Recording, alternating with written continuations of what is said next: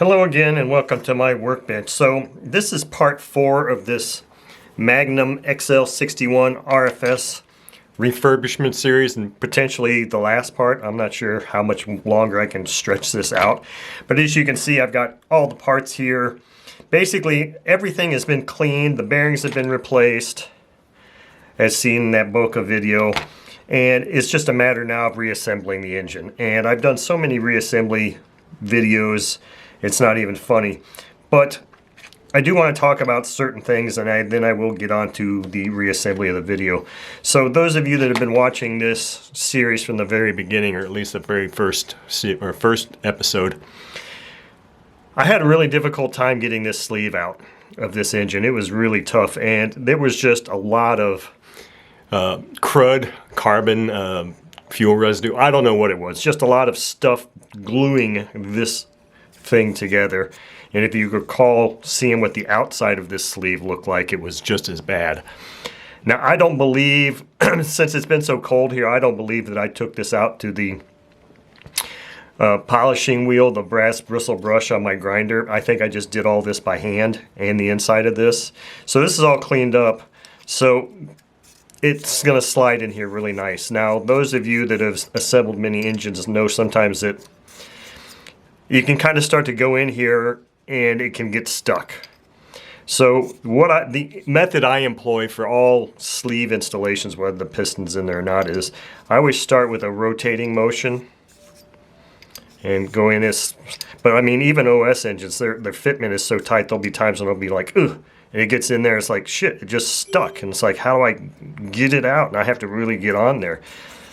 That doesn't mean there's anything wrong with the engine, it just means it's a very tight fit. But before I cleaned this outer portion of this up really well, I couldn't even get this thing to go in here like this.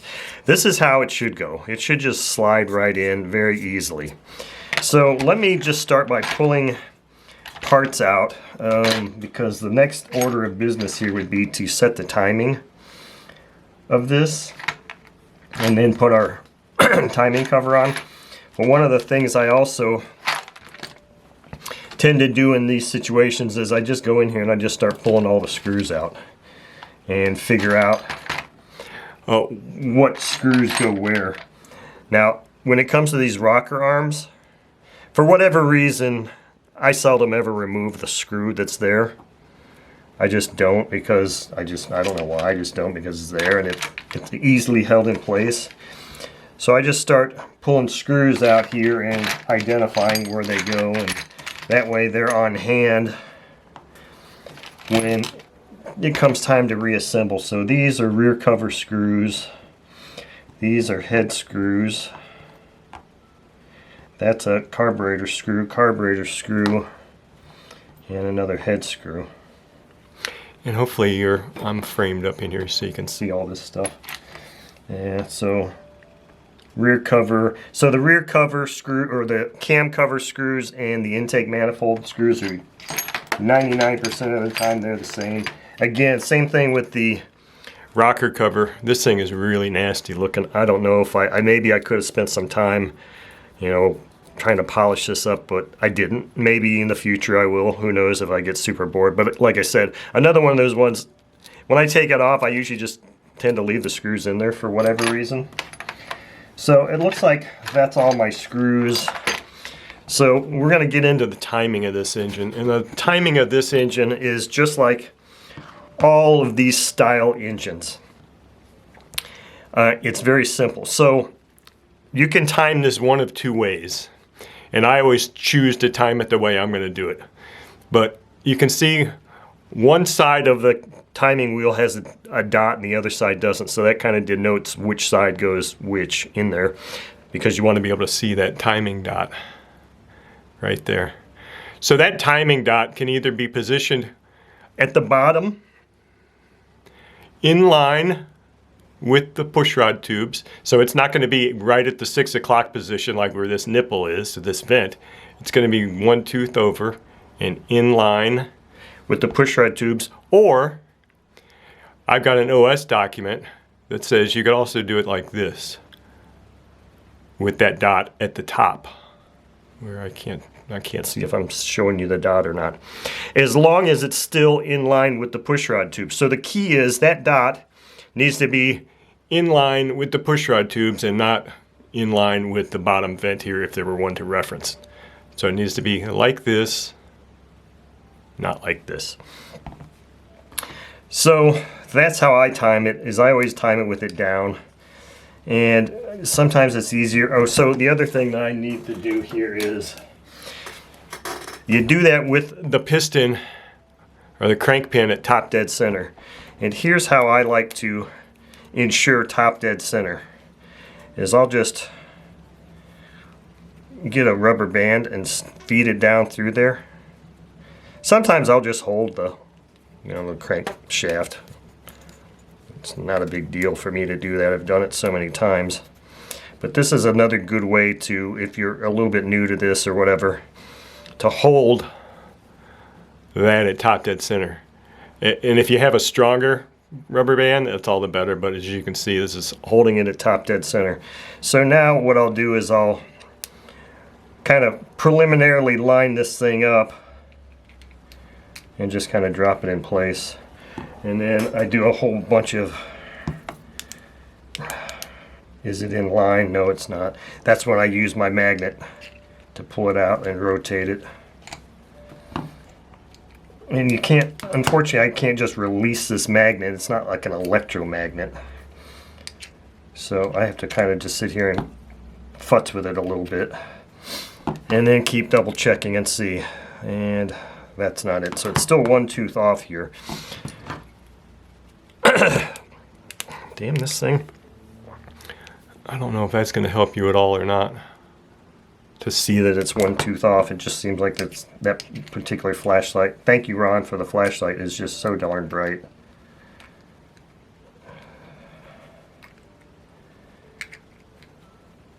It's going to be going in there right there, just like that. Now let me check this. Okay, so now that is timed. Look how bright that flashlight is. Holy moly. I'm trying to see if I can get an approximation. So the lobe is kind of angled down like this, and then the dot is like this. So we're timed. Bottom line is we're timed. Now, did this thing come with a little gasket? Yeah, so this was weird because it came with a little almost completely invisible gasket for the cam cover, which I'm now putting on, that you can't see because, like I said, it's invisible. I didn't even realize there was one on there until I went to remove the bearings.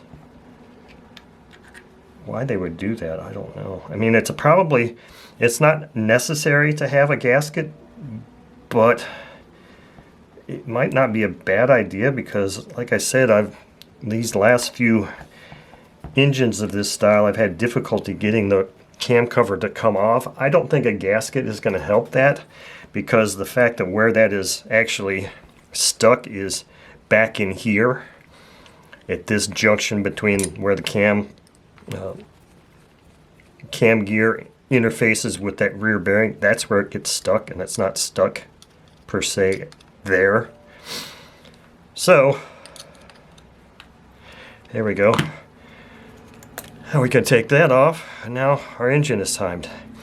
Now the next thing I like to do is drop the cam followers in. These things have been cleaned up, and cleaned up by my means of doing it by hand.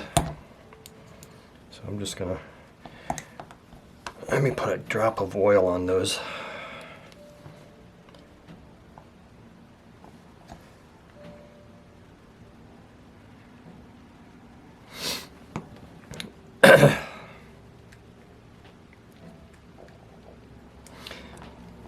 You know, I think I already have, so the little gaskets or the pushrod seals here, these are really old and dry, and I don't have any replacements, so I'm going to take those out because I think those are making it harder for these to go in place.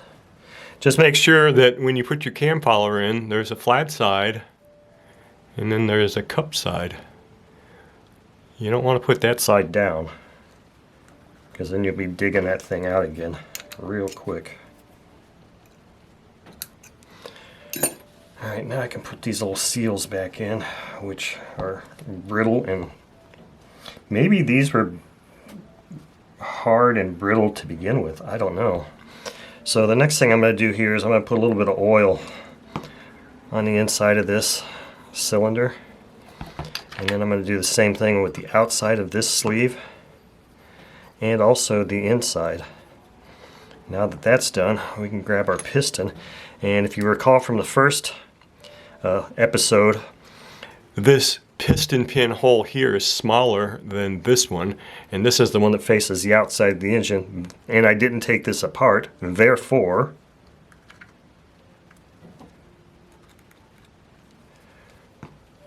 it's also the chamfered side, therefore this goes in here like this, just like that. Now when I'll install my sleeve, I'll just start with that twisting motion, and that little taper on the bottom of the sleeve, which on this engine was highly irregular, is what starts to collapse that piston ring on there. So now we've got that installed. Now I could put the rear cover on, or I could just start putting the head on. Doesn't really matter. I think I'll just choose the head. And so I've got my little seals in there. Believe it or not, I actually left the seals in the head when it went through the ultrasonic cleaner, and they didn't come out, so I was like, kind of like, oops, but that's okay. So now I'm just going to start dropping screws in here, head screws that is.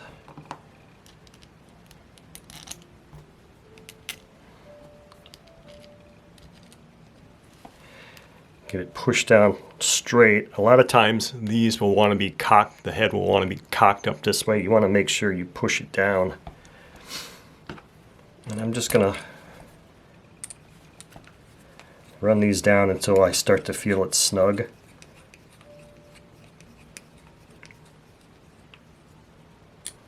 And then always, even when I'm just running them down snug, I'm doing like a diagonal pattern.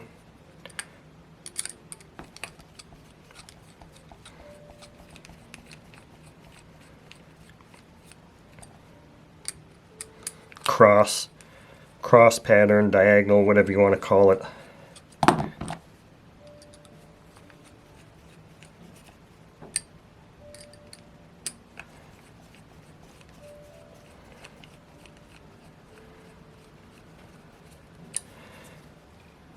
So now those are all down snug. Now I can do the torquing.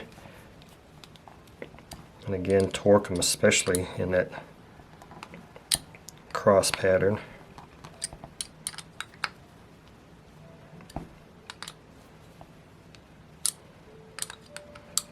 And just check, check, check, check, check. Won't be any leaks from that portion anyway. Okay, so now that there's no rocker arms installed, or no push rods, this thing has got tremendous compression already. So it's got very good compression here. So I want to see if I can get this Woodruff key shaft up. I think top dead center on these is with that shaft key all the way at the bottom. Or yeah, down at the 6 o'clock position. So this has been all cleaned up. The only thing that I'm lacking with this engine is I don't think it came with a prop nut at all. So I don't really have a means to actually keep that intact. That's something I need to go get. It's just a quarter 28 thread, so I could go get a one of those screw or nuts from the from the hardware store. It'll even look like that. It just won't be like, you know, an aircraft nut. Now these particular push rods do not have a tapered end. They're symmetrical both sides, so it doesn't matter. Like with Sato ones, the Sato ones have a tapered end and they have to go in a certain way. So let's see here.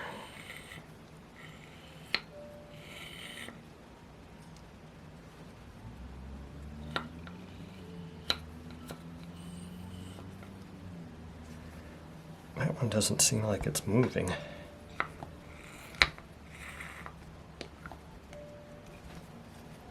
Which is a bit odd. That one drops down really far.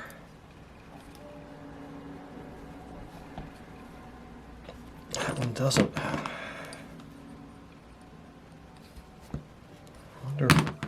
Wonder what's going on with that.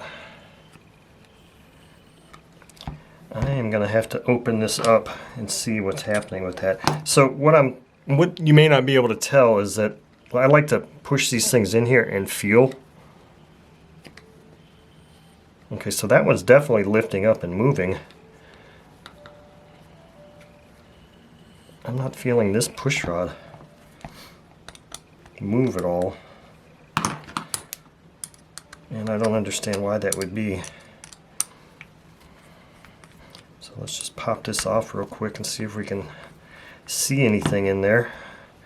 It might give us a clue. I can't imagine what it would be. I mean, the camshaft is rotating, obviously, because the other one's moving. Unless that tappet is just stuck.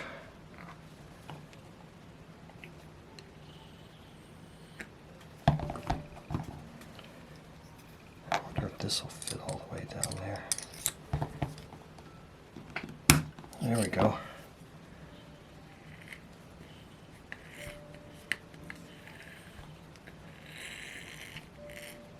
Okay, so that was interesting. So that tappet was stuck. It just going through the hole.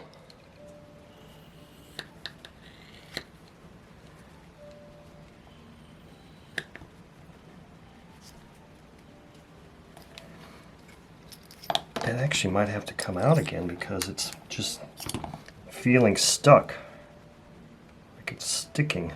And I'm not sure why. I didn't feel any kind of irregularities when I took it out. I think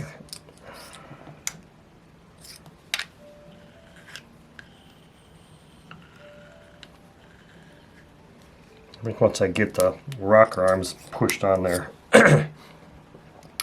that'll resolve that issue. Not sure why that would be sticking like that, but we'll see. I really don't want to go taking this whole engine apart again. That is not something I typically test. I don't typically test how well a tappet enters here. So I just want to get these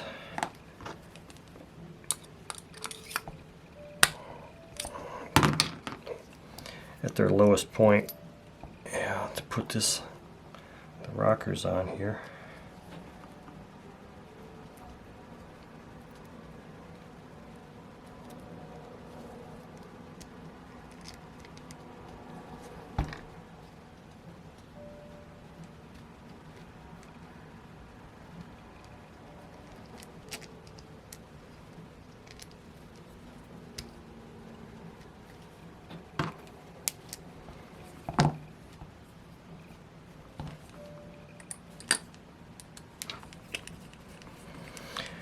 Obviously, one of the things you have to do that I was just doing was making sure that when you put these on there that you do actually have the push rods engaged, because you can get them off to the side, which is not a good thing, obviously. Okay, so we have good rocker arm movement back and forth now. Now, whether we have good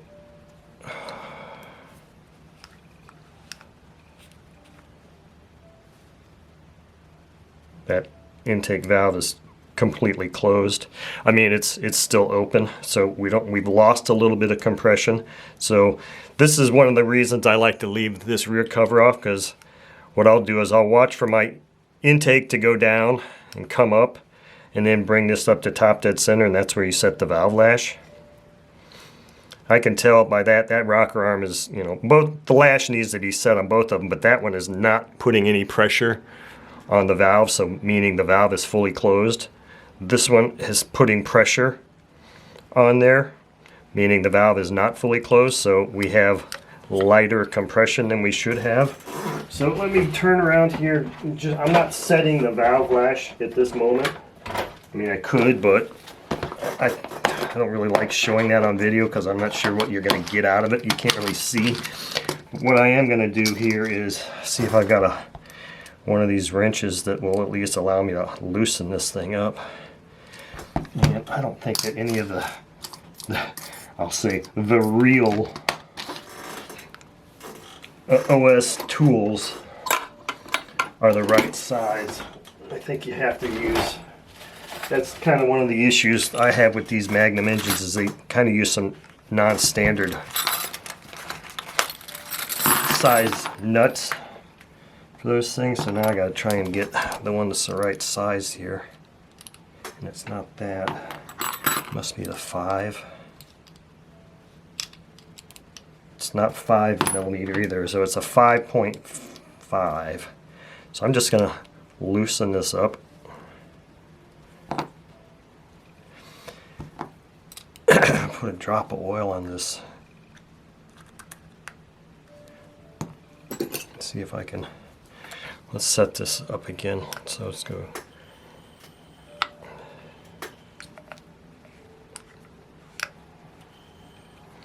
I think I just got the compression back just by loosening that adjuster up there, because now I can feel movement. So all I did was loosen this up. So one of the other issues I have with these adjuster nuts in general, it seems more pronounced with the Magnum ASP, the lower quality engines, is that the threads are not as fine. They seem to be a little bit coarser, so that it takes a smaller amount of movement to make an adjustment. And when you loosen the nut, it seems like it always wants to really lock on that adjuster, and it makes it difficult to hold. Yeah, I can see that whole adjuster moving, so it makes it difficult to hold this thing, because they're not socket head cap screws adjusters, they're little slots. So, all right, so we've got compression back. Like I said, I'm not going to bother doing the full valve adjustment here. I'm going to go ahead and continue the reassembly. So I'm satisfied that I've got really, really nice compression with this engine. So the next thing I'm going to do here is I'm going to install the carbon intake manifold. Now, the first video showed that there was a gasket, or a washer, not a washer, an O-ring sandwiched between here and there, and that's the seal, and I was making it sound like, you know, I've never seen that before, that's silly. And of course it wasn't right.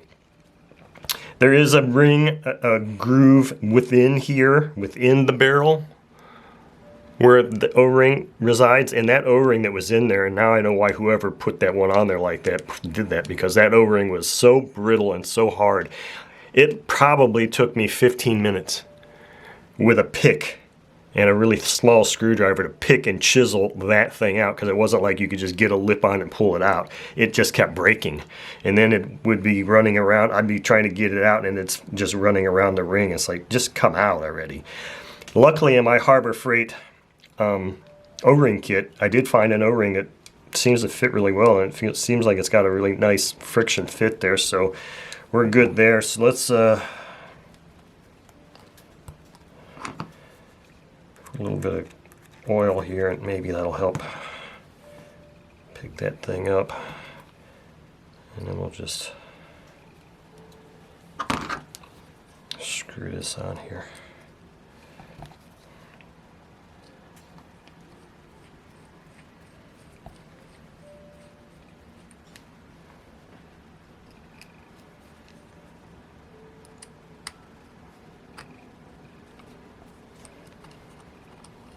Yeah, I know. Oops. That gasket doesn't want to stay in place there.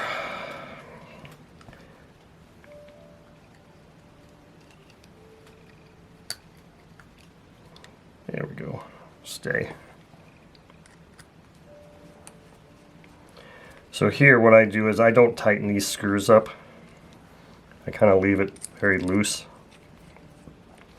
to facilitate the installation of this, but obviously I can't do that until I get the rear cover back on. So this rear cover also has a strange little clear gasket. But the one thing I can say about these strange little clear gaskets is they're durable. They are so much less susceptible to breaking than the paper ones. The only thing is you gotta remember that it's there and not lose it, because it's clear. It's clear. It makes it easy to lose. So I think this is going to be a fine running engine for what it is, being a Magnum engine. It'll run just as well as a Magnum engine, provided the carb is in good shape. Now the one thing I haven't done is I really haven't taken that carb apart and cleaned it up. And basically all I would do is pull that carb barrel out, clean it up, make sure it rotates smoothly, and then just do my carburetor setup check on it and see if its needle valve closes and opens like it should, and airflow. Or I wonder what that's from. Piece of aluminum. I wonder where that came from. I don't know where that came from. So let's put this on, and then we'll basically be done, with the exception of doing the valve lash, putting the rocker covers on, and finding a prop washer and nut for it. Then this thing will be ready to sit and wait until the weather gets good enough here to be run.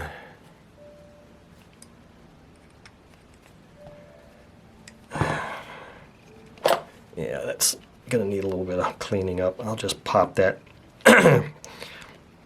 pop this out, this screw here out, pull the barrel out, clean it up.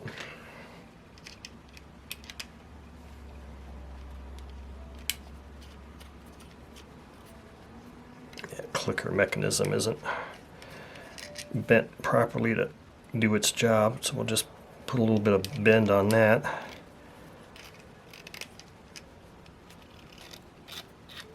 There, now it's doing what it's supposed to do.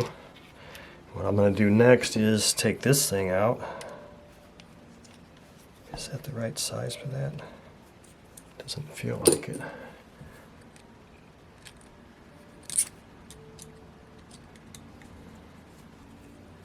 I take this out just because I don't need it in there, and it'll lay flatter without that.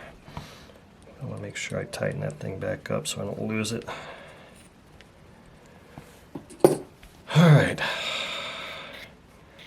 so there we go. So yeah, this is a little stiff, so I'll take this out, clean that up. But other than that, wow, this thing's really got some fantastic compression. Really nice compression. So this engine will run. It'll be a good running engine.